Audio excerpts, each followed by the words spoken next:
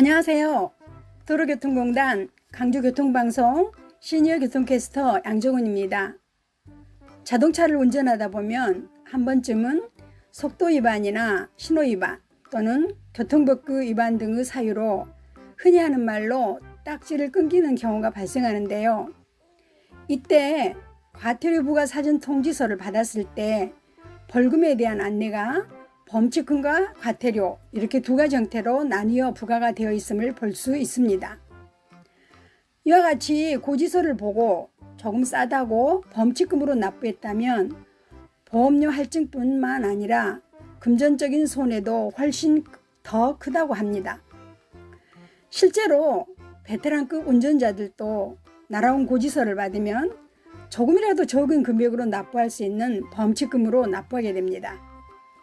범칙금이 과태료보다 싸다 보니 많은 분들이 과태료보다는 범칙금으로 납부하셨을 겁니다. 그럼 지금부터 범칙금과 과태료의 차이를 알아보겠습니다. 범칙금은 기본적으로 운전자에게 부과되는 처벌입니다. 도로교통법 위반 또는 경미한 범죄 행위에 대해 부과되는 처벌로 대개는 교통경찰관에게 단속이 되거나 요즘 많은 신고가 있는 블랙박스 등을 통하여 부과되는 경우가 많이 있습니다. 그리고 범칙금은 벌금 외 벌점도 부과될 수 있습니다. 과태료는 기본적으로 차량에 부과되는 처벌입니다. 과속카메라 또는 무인단속 카메라 등을 통하여 단속이 되었을 때 운전자를 특정할 수 없는 경우 과태료가 부과되는데 이때 차량 소유주에게 과태료 처분이 부과되게 됩니다. 과태료는 벌금 외 벌점은 부과되지 않습니다. 범칙금과 과태료의 중요한 차이점은 바로 운전자에게 처벌이 주어지느냐, 차량에 처벌이 주어지느냐인데요. 범칙금의 경우 운전자에게 특정되어 처벌이 주어지기에 벌점이 주어질 수 있게 되고 이는 향후 할증 대상이 될 수 있어 굉장히 큰 차이를 야기할 수 있습니다. 그리고 납부 기일을 지키지 않고 미루게 되었을 때에도 과태료와 범칙금은 차이가 있습니다. 과태료의 경우 납부 기한 내 미납이 되었을 때 다음 납부 기한이 잡히게 되며 좀 더 증액된 벌금이 부과됩니다.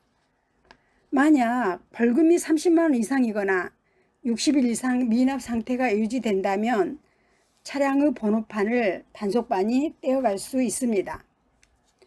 그런데 범칙금의 경우 납부 기한 내 미납이 되었을 때 납부 기한으로부터 1일이 지날 때마다 벌금이 증액되며 납부 최종 기준일마저도 지나게 되면 즉결심판 통보를 받게 됩니다.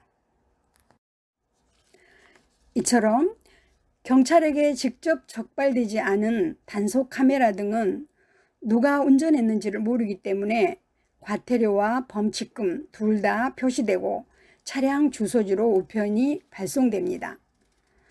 물론 범칙금으로 낼지 과태료로 낼지는 본인의 선택입니다. 이때 내가 범칙금을 내게 되면 내가 운전했다는 것을 인정하는 것이 되고 교통법규 위반에 따른 보험료 할증까지 더해집니다.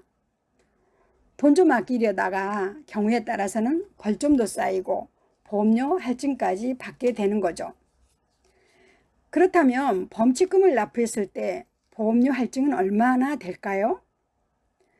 자동차 보험료 할증 기준은 보험사마다 할증 비율이 조금씩 다를 수 있지만 일반적으로 신호위반, 중앙선 침범, 속도 위반 등을 2, 3회 위반 시 5% 정도 할증되고 4회 위반 시 10% 정도 할증됩니다. 그리고 음주운전 1회 적발 시 10% 정도 할증되고 2회 이상 적발 시 20% 정도 할증됩니다.